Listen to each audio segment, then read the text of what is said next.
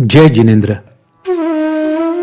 आत्मलक्षी मौन साधिका साध्वी रत्ना परम पूज्य श्री किरण प्रभाजी महाराज साहब, इनकी अद्वितीय जीवन यात्रा की कहानी सद्गुणों का शतदल। लेखन डॉक्टर देवेंद्र बोरा। सत्प्रेरणा पूज्य श्री पीयूष दर्शनाथ जी महाराज साहब, पूज्य श्री प्रशम दर्शनाथ जी महाराज साहब एवं पूज्य श्री विपुल दर्शनाथ जी महाराज साहब। वाचक स्वर सुनील गोडसे। सद्गुणों का शतदल, अध्याय 6, गुणों की असीम खदान।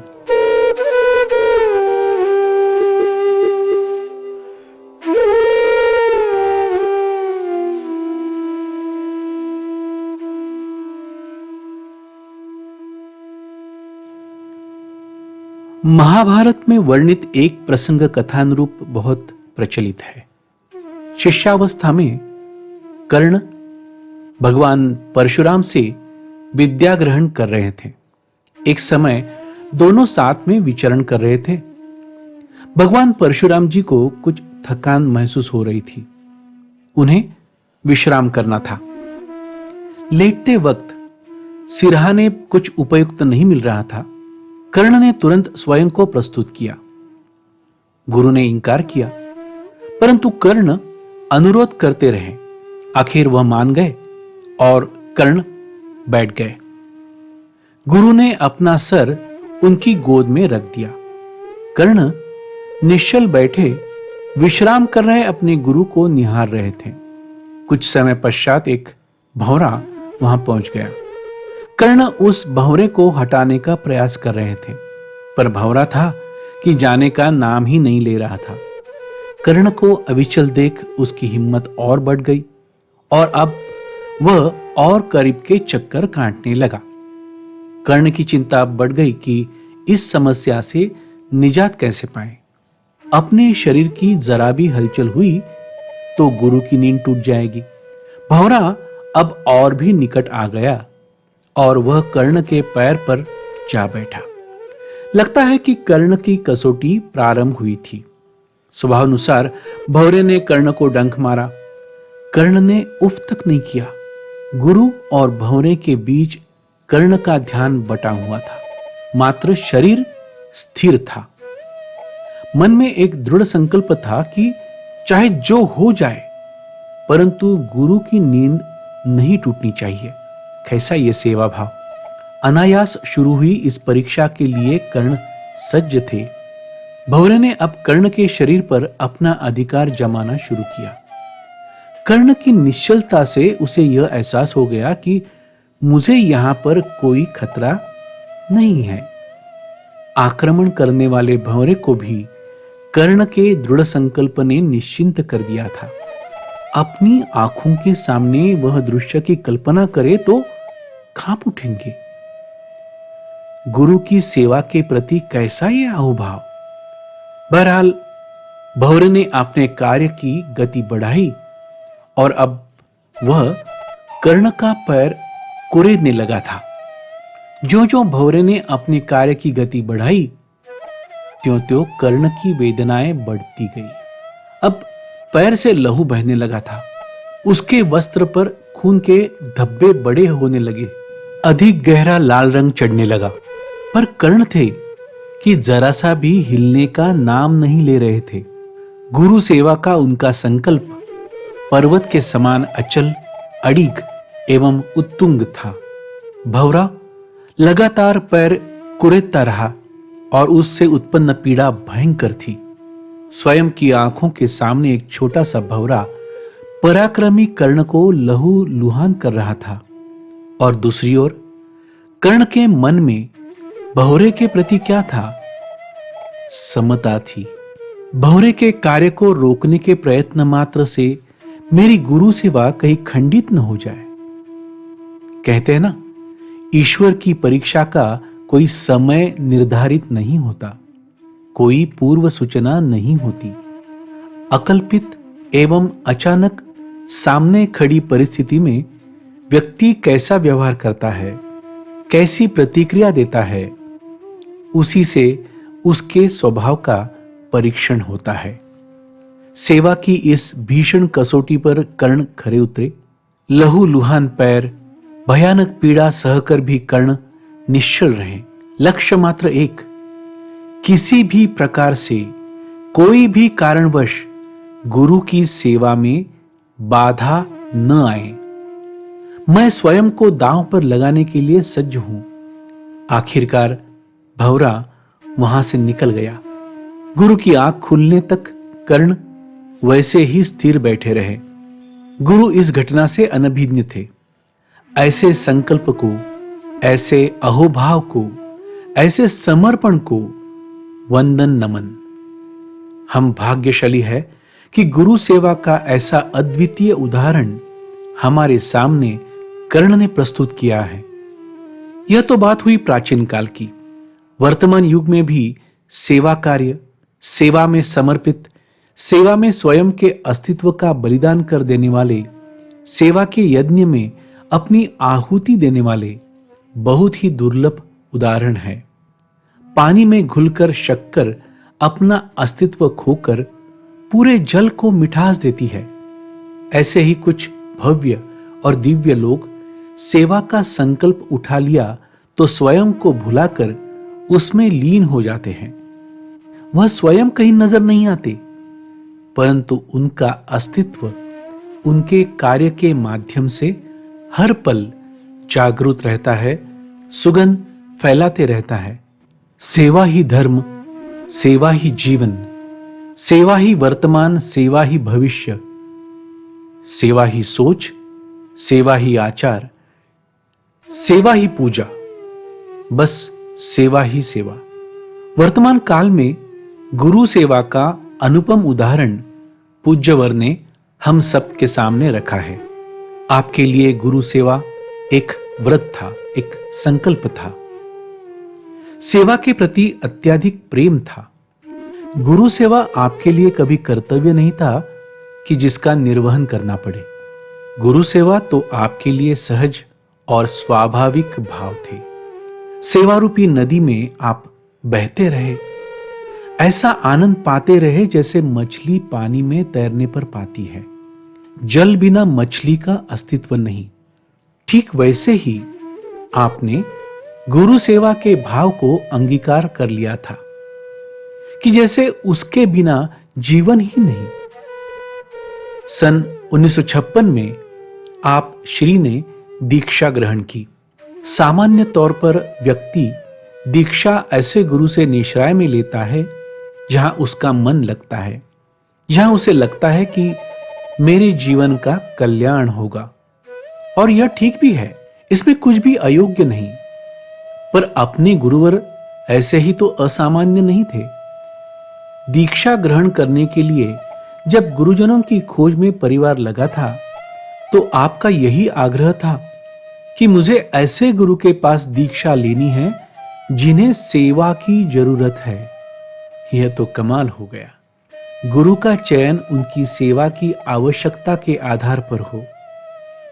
यद्यपि इस विषय में वैज्ञानिक संशोधन तो नहीं कि गुरु चयन के समय का आधार सेवा हो, ऐसा किसी ने भी सोचा होगा। परंतु गुरुवर की यह मांग असाधारण थी और कोई वांछा नहीं। गुरु के नाम की, उनके संघाड़े की, उनके कीर्ति की, उनके पद की, बस एकमात्र चाह कि पहले दिन से मुझे सेवा का अवसर मिले। थोड़ा सा चिंतन करें तो हम सिहर जाएंगे। सेवा की इतनी अहमियत, इतना महत्व कोई भला कैसे दे सकता है? दे क्या सकता है, सोच भी कैसे सकता है? गुरु सेवा के ये भाव इतने प्रखर थे कि आंख मूंद कर किसी भी गुरु के साथ हो जाने के लिए तैयार थे। आगे क्या होगा? मेरा दीक्षा पर्याय सफल तो होगा ना? मुझे यश कीर्ति तो आगे जाकर प्राप्त होंगे ना? ऐसे गुरु का हाथ थामूं कि आगे चलकर मेरी यात्रा प्रशस्त होगी। ऐसा एक भी स्वाभाविक विचार आपके मन में उत्पन्न नहीं हुआ? कितने अनूठे, असाधारण, बहुतों से विपरीत विचार थे आप श्री के। सेवा के यह अनन्य साधारण भाव कोई एक दिन का हट नहीं था। वह कोई मात्र उत्तेजना या आवेश नहीं था। गुरु सेवा के यह अनोखे भाव समय के साथ बह जाने वाले में से एक नहीं थे। वह तो पर्वत की तरह विशाल और अचल थे। समय की कसौटी पर, तेज आंधी तूफान की कसौटी पर, अनेकों प्रहार सहने की कसौटी पर खरे उतरने वाले असीम सेवा के भाव थे। दीक्षा पर्याय के शुरुआती दिन उत्साह उमंग से ओतप्रोत होते हैं। जीवन में कुछ कर गुजरने की तेजोमय भावना से संसार त्याग करके कोई व्यक्ति जब दीक्षा ग्रहण करता है तो उन भावों को सार्थक करने के लिए वह सारी शक्ति लगा देता है। यही तो सच्चे दीक्षार्थी की निशानी है। पर गुरुवर, आपने तो गुरु सेवा का संकल्प किया था। आदरणीय परम पूज्य श्री उज्जवल कुमारी जी महाराज साहब के निश्राय में आप जब पहुंचे तो शुरुआती दिनों में आपने 1 नहीं, 2 नहीं, 10 नहीं, पूरे 19 साल, जी हां, लगातार पूरे 19 साल आपने अहमदनगर की धरा पर गुजारे। 19 चातुर्मास, 19 ग्रीष्म ऋतु, 19 ठंड के मौसम आपने एक स्थान पर समर्पित कर दिए। क्यों? क्यों? क्योंकि गुरुओं की सेवा जो करनी थी। परम पूज्य आत्मार्थी गुरुदेव मोहन ऋषि जी महाराज साहब, मंत्री जी परम पूज्य विनय ऋषि जी महाराज साहब एवं विश्व संत गुरुनी परम पूज्य उज्जवल कुमारी जी महाराज साहब की सेवार्थ इस क्षेत्र में विहार करना है, इस इलाके के लोगों से मिलना है, ऐसी भी इच्छाओं का परित्याग। एक ही शहर में यदि अटक जाऊंगी तो क्या अन्य लोग मुझे जानेंगे? इस प्रकार की कोई चिंता नहीं। जिस तरह महाभारत के अर्जुन का एकमात्र लक्ष्य था उस तोते की आंख, उसके आगे उसे कुछ भी नहीं दिखाई दे रहा था। इर्द गिर्द खड़े लोग, उसके भाई, सामने हरे भरे वृक्ष, उनकी टहनियों पर लगे सुंदर फल एवं पुष्प, यहां तक कि डाल पर बैठा हुआ तोता भी नजर नहीं आ रहा था। मात्र उस तोते की आंख, मात्र अपना लक्ष्य। ऐसे असाधारण चित्त के धनी ही होते हैं लक्ष्य को साधने का प्रयास करने के लिए पात्र। उस दिन कौन लक्ष्य भेद पाने वाला था, यह तो आज भी हम नहीं अनुमान कर सकते हैं। शायद सभी 100 कौरव और 5 पांडुपुत्र लक्ष्य भेदने में सक्षम थे, परंतु गुरु द्रोण की परीक्षा तो केवल लक्ष्य भेदने की थी ही नहीं। पहली परीक्षा तो चित्त की थी। पहली परीक्षा में यदि उत्तीर्ण हुए तो ही लक्ष्य भेदनी की अगली परीक्षा में जाने के लिए आप पात्र हैं। चित्त की पहली परीक्षा में केवल अर्जुन उत्तीर्ण हुआ, इसीलिए केवल उसे लक्ष्य भेदने का अवसर मिला। आगे का इतिहास हम सब भली भांति जानते हैं। गुरुवर का एक ही लक्ष्य था, गुरु सेवा। सारा चित्त, सारी शक्ति उसी पर केंद्रित थी। गुरु सेवा ही केंद्र स्थान में थी और कुछ भी नहीं। तीनों गुरुवरों की सेवा जीवन का एकमात्र उद्देश्य। अहमदनगर तो अहमदनगर, 19 वर्ष तो 19 वर्ष। कोई साथ रहे तो ठीक, वरना कोई शिकायत नहीं। गुरुवर ने इन 19 वर्षों के कार्यकाल की चर्चा इतनी कम की है, सभी के पास मिलाकर भी पूरी जानकारी शायद ही बन पाए। और अब तो वह अवसर भी नहीं। तात्पर्य, गुरु सेवा का एकमात्र लक्ष्य मन में सजाकर अपना जीवन समर्पित कर दिया। अज्ञात रहकर गुरु सेवा में लीन होना यह कोई साधारण बात नहीं। 19 वर्षों की गिनती तो उन्होंने की भी नहीं, वह तो हम जैसे सामान्य लोग करते हैं। असाधारण व्यक्ति सिर्फ अपने लक्ष्य पर केंद्रित रहते हैं, उसी पर अपना ध्यान लगाते हैं, समस्त ऊर्जा व्यय करते हैं। परिसर, वातावरण, आसपास की बातें उनका चित्त विचलित करने में बौने पड़ते हैं, असफल रहते हैं। ऐसे परम सेवा भाव के आगे हम अनायास ही नतमस्तक होते हैं। कहते हैं सबसे बलवान समय होता है। कितने ही राजा हुए, योद्धा हुए, विद्वान हुए, समय के आगे वे भी टिक नहीं पाए हैं। सबसे ज्यादा संतुलित समय है, कभी तेज नहीं, कभी धीमा नहीं, हर परिस्थिति में एक समान चाल, एक ही गति। पृथ्वी के हर एक जीव को समय एक समान मिलता है। दिन के 24 घंटे, घंटे के 60 मिनट और मिनट के 60 सेकंड। यदि सभी को समय एक समान मिलता है तो फिर सवाल यह उठता है कि समय की सार्थकता किसमें है? समय की सार्थकता अर्जित करने में नहीं, बल्कि उसके व्यय करने की पद्धति में है। हम किन बातों पर अपना मूल्यवान समय लगाते हैं, यह सबसे महत्वपूर्ण है। किन विषयों पर समय खर्च करते हैं, कौन सी लक्ष्य साधना में लगाते हैं, क्या बिना यथोचित कर्म किए हम समय बिता रहे हैं? क्या हम अकारण समय बर्बाद कर रहे हैं? क्या निरर्थक बातों में समय गंवा रहे हैं? क्या समय का योग्य इस्तेमाल करने हेतु हम प्रतिपल सजग है? क्या हम समय के प्रहरी हैं कि कहीं थोड़ा सा भी फिजूल खर्च ना हो? समय के दो पहलू हैं। पहला अपना समय यानी खुद का समय, और दूसरा सामने वाले का समय। अपना समय यथोचित कार्यों में लगाना, समय की मर्यादा का ध्यान रखना समय का आदर है। वही दूसरे के समय का ध्यान रखना उस व्यक्ति के प्रति सम्मान भी है। अर्थात समय का ध्यान ना रखना, उसके प्रति सजग ना रहना, फिर वह अपना हो या दूसरे का हो, समय का अनादर है। और जो समय का आदर नहीं रखता, कहते हैं कि समय उसका परवाह नहीं करता। गुरुवर की समय सजगता अविश्वसनीय थी। ईश्वर ने शायद उनके भीतर एक घड़ी लगाई हो। हर पल, हर क्षण समय का आदर, परिपूर्ण नियोजन, संपूर्ण उपयोग।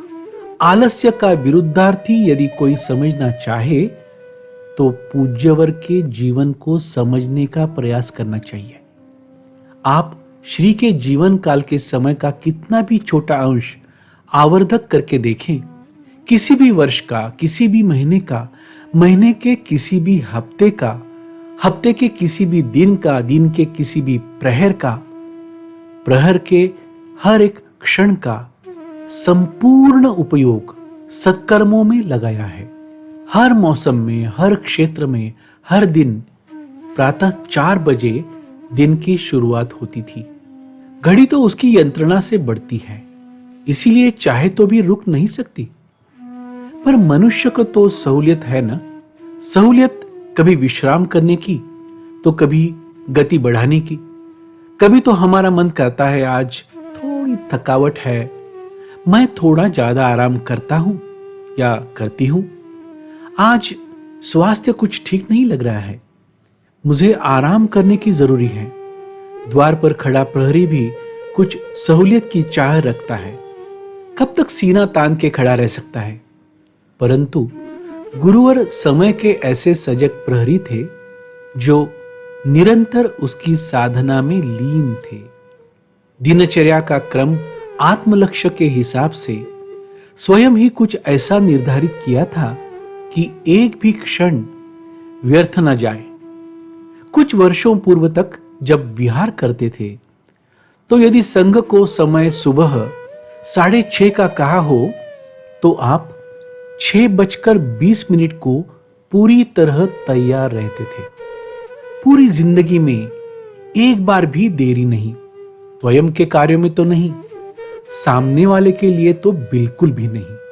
आपका एक कथन तो बार बार याद आता है, आपला मुळे कधीच किरो वेळ वाया जावणे नको।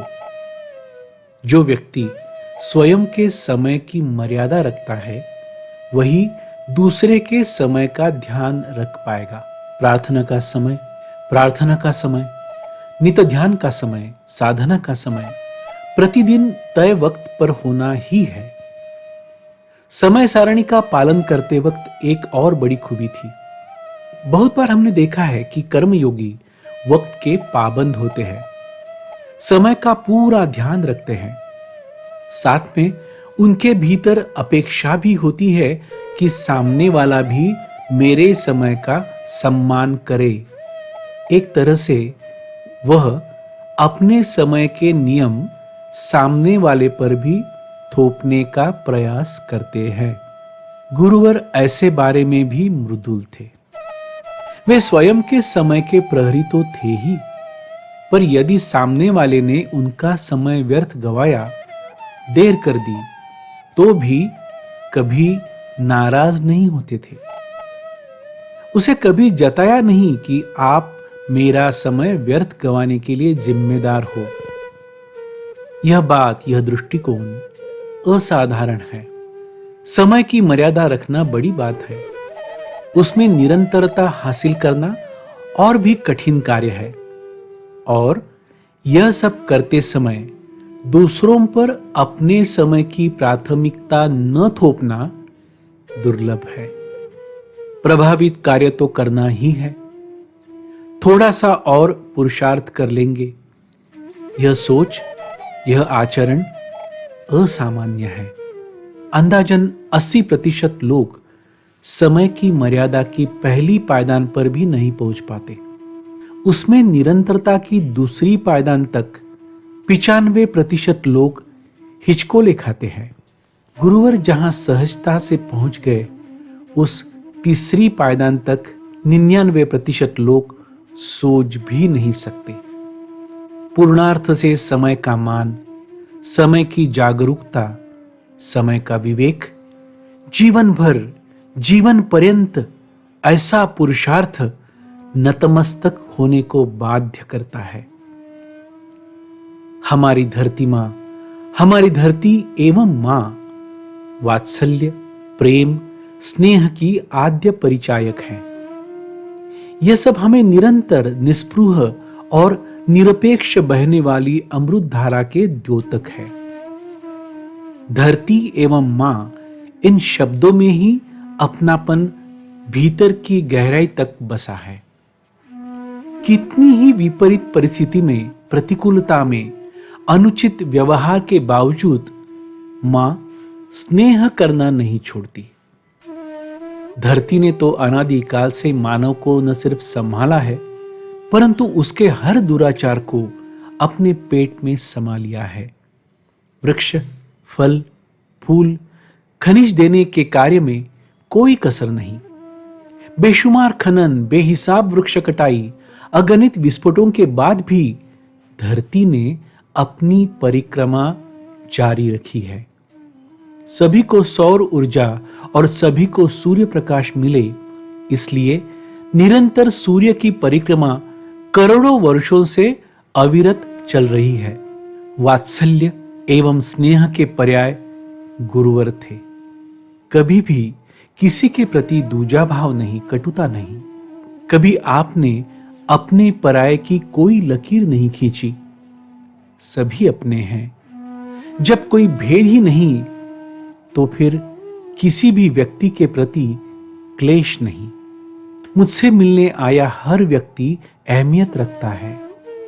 उसकी पृष्ठभूमि जैन, अजैन, अमीर, गरीब, छोटा, बड़ा, पसंद, नापसंद कोई मायने नहीं रखता। अपने से सभी ज्येष्ठ संत सतियों का सम्मान और सभी शिष्यगण का भी सम्मान। व्यक्ति के भीतर समता का अस्तित्व एक बात है और उसका एहसास सभी को एक जैसा महसूस होना दूसरी बात है। इतने सादगी भरे जीवन में चकाचौंध से परे, शोर से दूर, यही वात्सल्य ऐसा जबरदस्त आकर्षण था कि मानो चुंबकीय शक्ति के भांति लोग खींचे चले आते। छोटा बड़ा हर व्यक्ति उन पर प्रेम का अधिकार जमाता था और वह भी डंके की चोट पर। कभी कोई व्यक्ति आया हो और उसे आपके मुखारविंद से मांगलिक सुनने का लाभ न मिला हो, ऐसा कभी भी नहीं हुआ। समय असमय, जल्दी में, बीमार हो, तपस्या में या अन्य कोई भी वजह है, मांगलिक सुने बिना खाली हाथ नहीं लौटता। यदि किसी दिन आप गुरुवर के पास 1 घंटा बैठ जाओ तो पता चले कि लगभग 20-25 बार मांगलिक का लाभ मिलेगा। सभी चर्चाओं को छोड़ चल रहे कार्य को बीच में रोककर निकलने वाले हर भक्त को पहले मांगलिक फरमाते थे। हर एक के लिए मंगल कामना करने की अखंड आराधना आप इतने सहज भाव से करते थे कि देखने वाला अचंभित रह जाए। वात्सल्य एवं स्नेह का ऐसा अद्वितीय उदाहरण आज की तारीख में ना के बराबर है। वात्सल्य एवं स्नेह वही जो सहजता से बहे। इस मांगलिक की भी किसी दर्शनार्थी को गुजारिश नहीं करनी पड़ती थी। बस दृष्टि पड़ी और ध्यान में आया दर्शनार्थी को निकलना है। गुरुवर का मंगल पाठ शुरू हो जाता।